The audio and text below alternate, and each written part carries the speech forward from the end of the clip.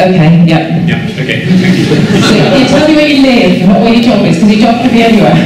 Sorry. Okay, thank you. So in view of the sort of huge turnout last weekend for a people's vote on the final deal, and I know you've expressed some qualified support, and you just reiterated that in your talk. I'd just like to, could you clarify the timetable and what your criteria are for an unqualified support for a people's vote? So I think you probably all heard that. So it is my worst case scenario. I don't want to go down the people's vote route, principally because I think, people are still arguing across the dinner table now. You can start a fight in the room literally by having two different points of view about Brexit, and to recreate that is all worst case scenario for me. I really want the country to heal and move on. So as I kind of look at what might be coming down the road, what would give my qualified support to it is if we're looking at no deal. If we are crashing out with no economic plan for the future at all, I cannot comfortably sleep at night thinking the danger we would do to our economy, the risks and the damage we do to our economy, unless I checked, are you sure you really want that? And that for me is the make or break. I don't think anybody should talk lightly about a people's vote, that it's this great swell of positive, people power, because it's huge. And the risk to democracy as well, how people would feel about that, you don't undertake that lightly. Which is why I've been very reticent, and I say Anna on to tell us over at 24, she's been there a long time, I am not. But if we're looking at no deal, then that's the point at which I would change my mind. And in terms of timescales, it would potentially need an extension to Article 50. It would be possible in theory just to get it through in time, but it depends of course on whether there's a November and a December council, at what point we reach that. I would hope maybe we'll extend the negotiation period, and that we don't come to that, but it would probably require an extension of Article 50. Thank you. I'm sorry to repeat that last one. That'd be fun. Right, gentleman over there. Okay, my name's Mark Baker. Can you stand up, please? Thank you. Can I address what you just said there reasonably directly, I think? You've talked about a deal, and you've talked about the ERG. But we are, of course, only talking about the divorce deal at the moment. I mean, yes, it will contain some kind of political statement about intended future trading relationship, but it's not going to nail that down. That is yet to come in another 2 years, possibly plus, of negotiation. We know there are people in the ERG who are interested in pursuing no deal now, effectively, but we also know there are other hard Brexiteers, I'm largely talking about Michael Gove here, but we know that has support beyond that, who've been playing in their strategy. That is, their strategy is to get some kind of deal over the line in Parliament now, in order to undermine it at a future point, which they would seem to me to have every possibility of doing. Which is why I think, whilst I absolutely support what you're saying about the prospect of a people's vote, were there to be no deal, actually, we can't feel comfortable that any deal, however second rate but perhaps okay it might be, is actually going to have the kind of legs that mean that one can feel comfortable that that is what we're going to go with, unless it does have some kind of democratic backing to it through a people's vote. So whilst like you, I'm not wild about the idea of a further referendum. It seems to me an absolutely necessary thing, really, in order to enable us all to move on.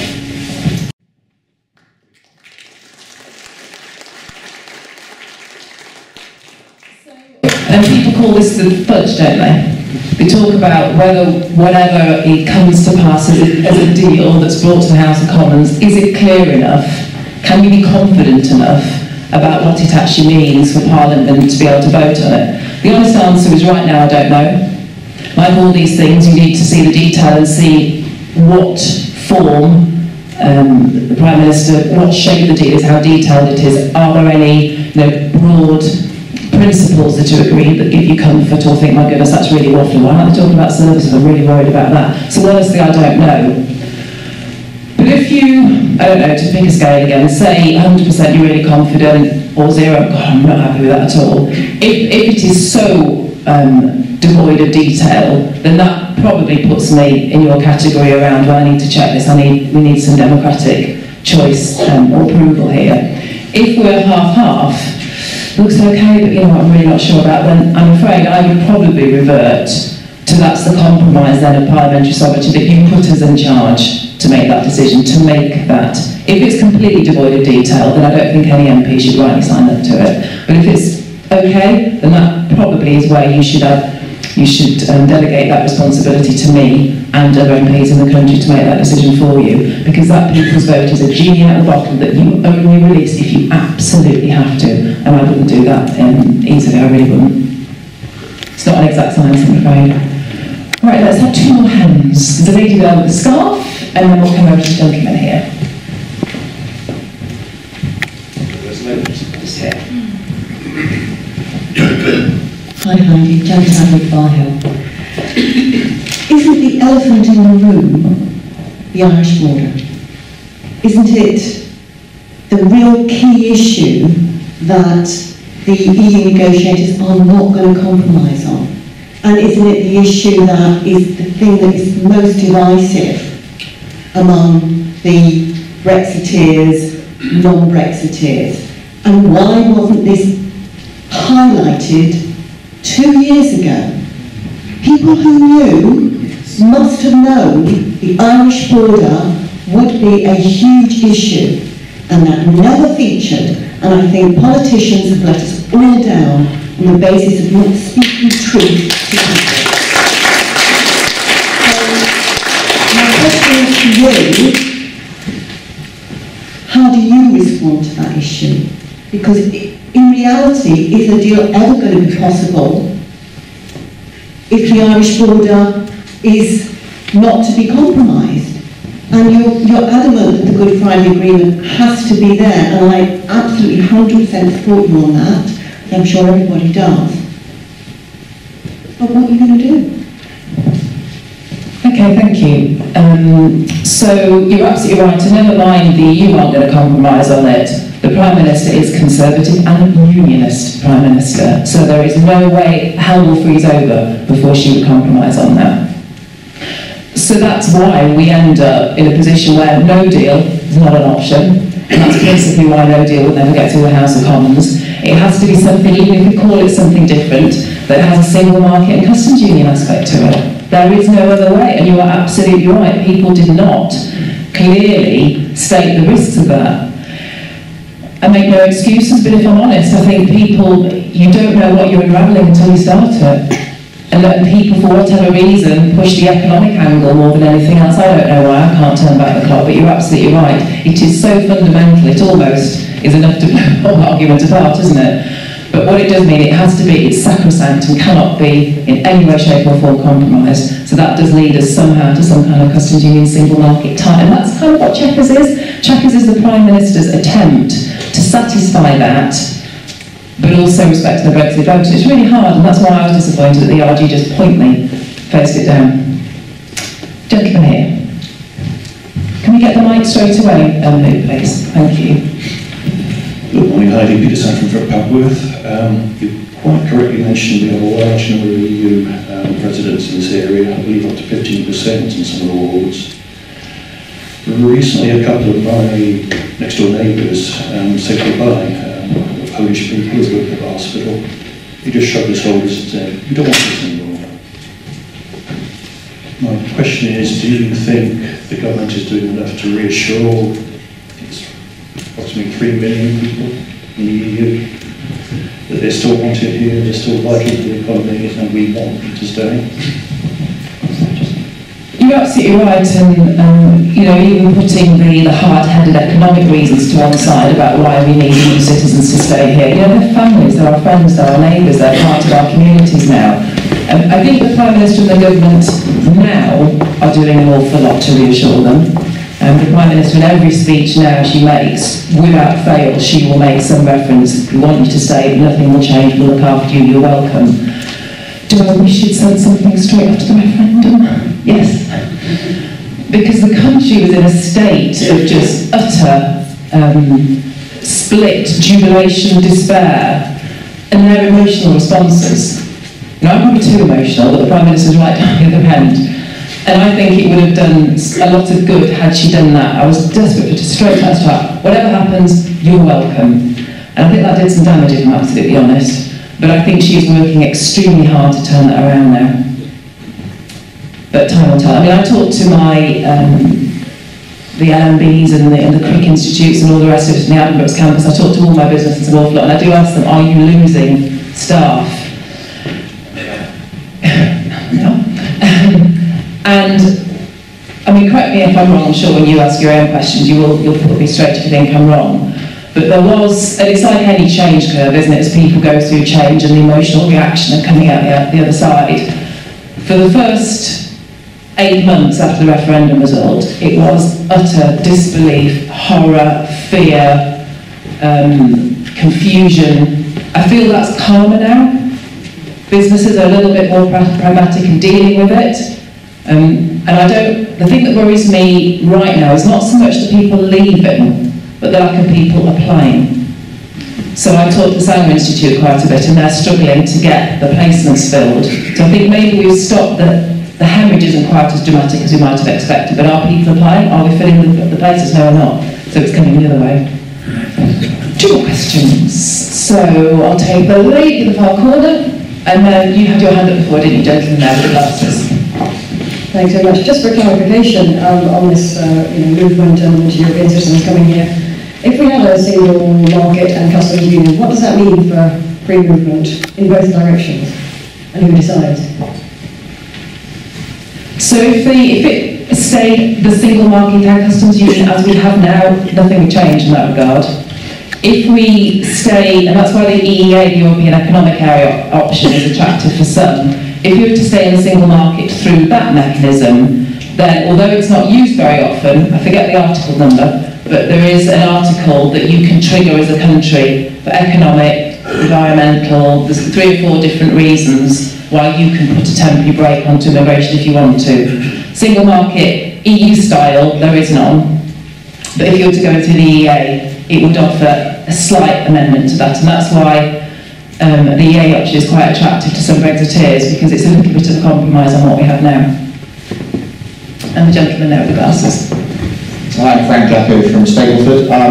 Heidi, how do you feel about the government not representing the views of our young people? I'm looking around to see, Eddie there, and over there as well, who overwhelmingly voted to remain. If you saw the stats, they went from 75% nationally, young people voted to remain, and then the numbers fell right down to, with the older generation and the retired generation voting overwhelmingly to Brexit. So, they voted overwhelmingly to remain, young people, and they stand to lose the most from Brexit, because they represent the future of the UK, and those young people have got to make futures in their careers, in their training, in education, etc.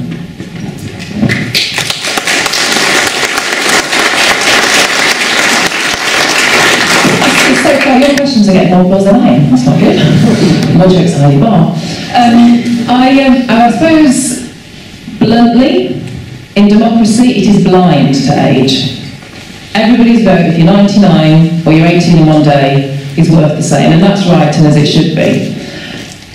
Which is why, just on that point, if we were to end up in second referendum territory, or people's vote, a lot of people say, right, we should include 16 to 17-year-olds. I disagree. I think if democracy, for it to be parallel and have in some way a connection with the original democratic process, then I think it needs to stay the same. If we want to change it in the future, just generically, then fine, but I don't think that would be the opportunity to do it. But how is the government how is the government looking after those young people? By making sure we get a deal that doesn't trash the economy. Because their futures are so dependent on their ability to get a good job and an education, and all the science programs, Erasmus, the travelling for your studies, by making sure that all that stuff is covered off. Because it's not 100%, there are young people who believe in Brexit too, but from a demographic point of view, generally speaking, you are absolutely right. But our biggest responsibility to them is make sure we don't trash the economy. Right, 2 more. I'm sorry, I'm going for the easy ones on the the gentleman in bright blue there, and then the gentleman right at the back.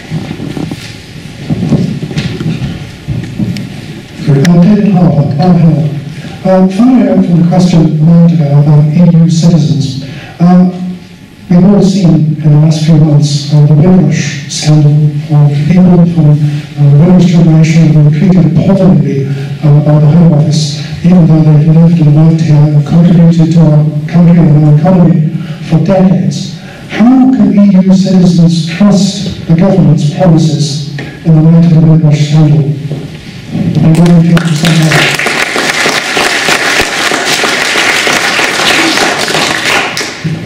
So, because, and absolutely not making excuses for it at all, the Windrush saga was a combination of errors made over multiple years. You know, the landing cards, the decision to have those destroyed, which is, you know, in the olden days when we didn't have electronic records, they were the one bit of paper that said you were, you know, you'd come here and you were allowed to stay. The decision to get rid of them was made under the previous Labour administration. So the point is, under this, you know, and then it comes to light, if you like, under the current administration. So I think Windrush was slightly different because it's the errors that crept up over years and then suddenly came to a head. Whereas what we're dealing with now is a very discrete here and now issue, and the government is already piloting EU citizen settled status, the technology and the application process, and that will go live fully. I think it's March, I think, next year. All of this is on the website, by the way. So they're already trialling to make sure that the process is as easy and as cheap as possible. Whereas Windrush is something that was created over a number of hours, over a number of years. If I could just follow up, sorry. Very quickly, if you wouldn't mind, sorry. It's all very well for you to say that, but the proof that people are being asked to provide, if you haven't worked, you don't have documentation, tax records. It's the same sort of thing that would cause problems for the Windrush people, are going to cause problems for EU citizens who don't have a work record. That's not the case at all. If you look at the settled status application process, being economically active is not one of the requirements, actually.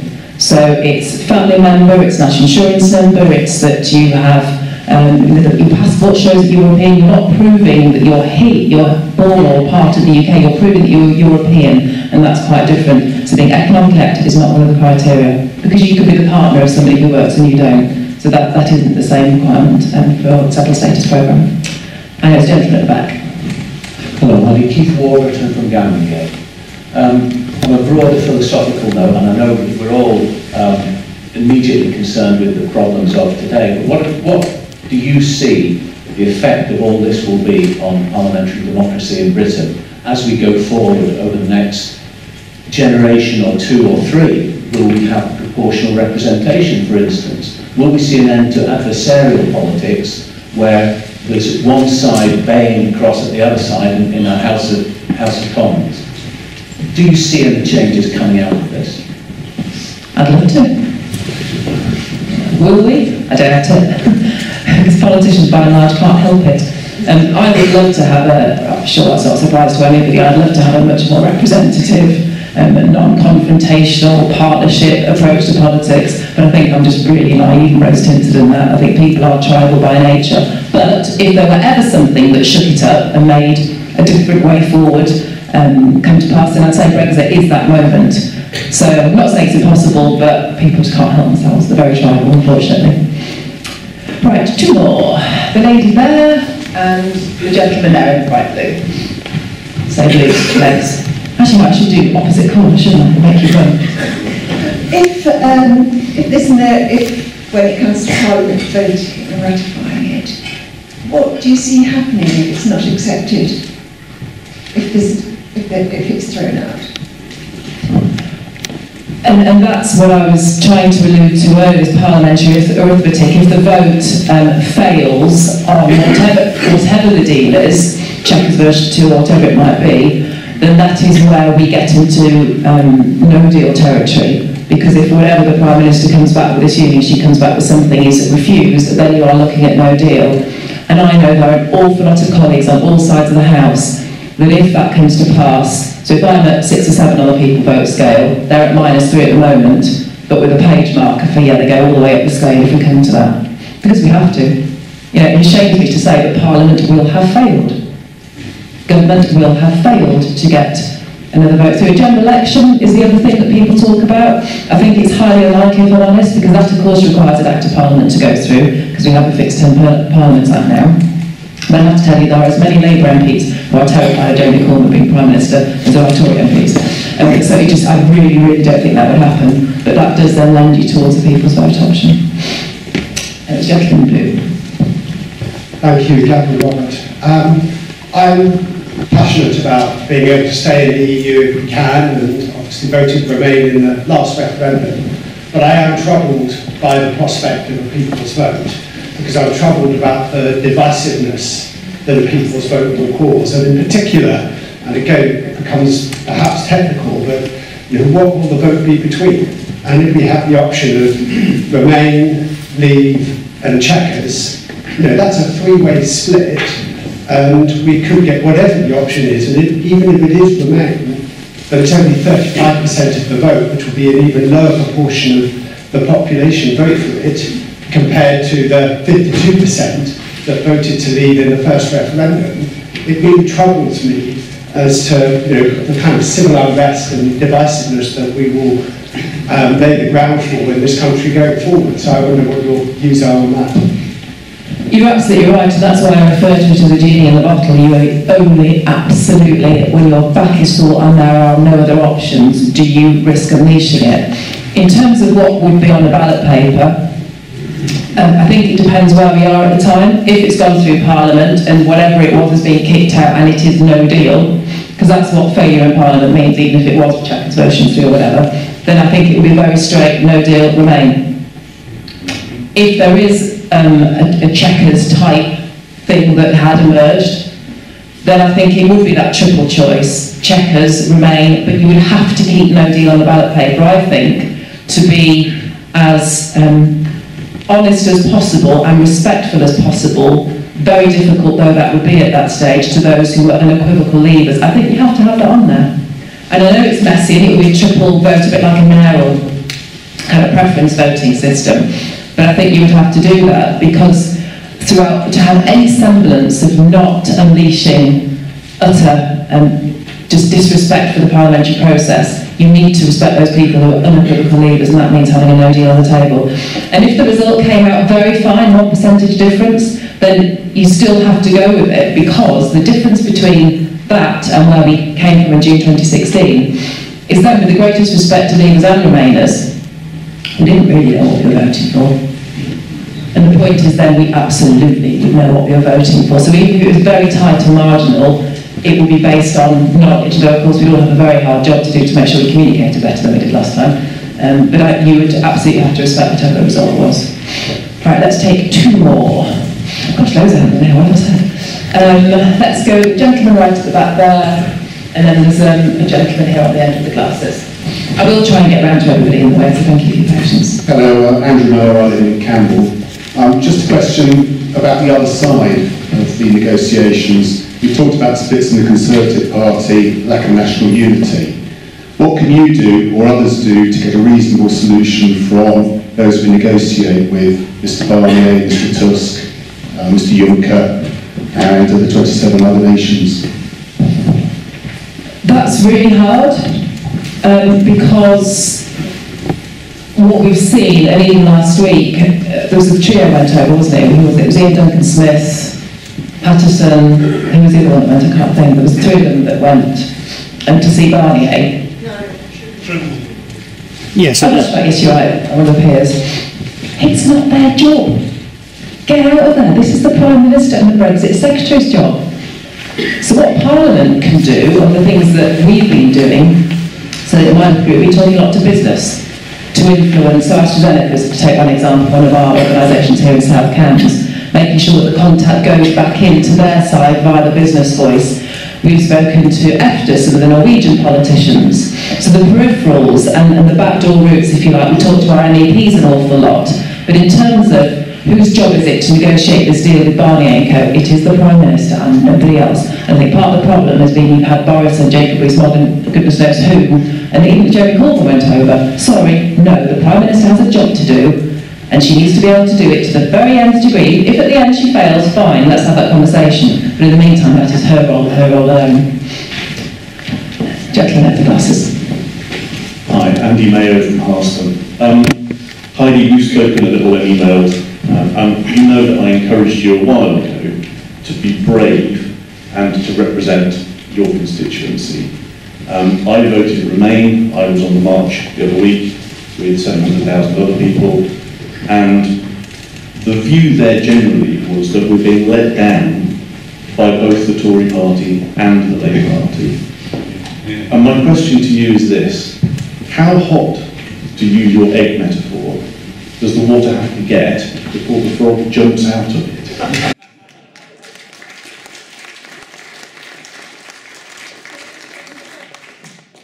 Well, you are, but it's not crazy metaphor, is it? But my point is this: I spoke to Ed Balls at dinner a few weeks ago and asked him, who the heck can I vote for? I don't want to vote Tory because I've met Jacob Rees-Mogg and I don't want to be responsible for him. And you said you would quit if Jacob Rees-Mogg becomes leader. You've also just said that there are lots of Labour MPs who are scared to death of Jeremy Corbyn becoming leader. Is it not inevitable that the party politics that we currently have is so fractured over this issue that it is going to break? And can we not just get on with that breaking process?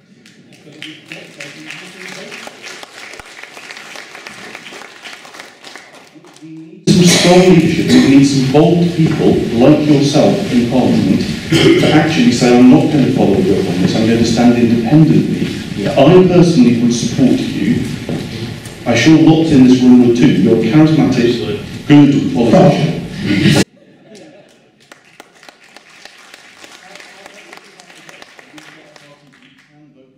That is decidedly pro-European. Leave them. They're a busted flush. They're a busted flush. I'm sorry you are. I voted Lib Dem all my life. You're a busted flush. It's not our fault. So I've got more of applause for being kind of a frog than anyone gets said today. That says something about that. So it's a mess. It is a mess. Of course it's a mess. Going back to the gentleman back row that asked a sort of similar kind of question a little while ago, do I think it's likely? No. Do I think it's possible? Yes. Is the chance of Jacob Rees-Mogg being the next Conservative leader? No. That absolutely wouldn't happen. I think he loves the limelight, but I don't honestly think he believes he could be. Boris definitely would. And David Day, yeah, caretaker is the latest, isn't it, for that? I don't honestly believe I could stay in the party if Boris was the leader. I really don't.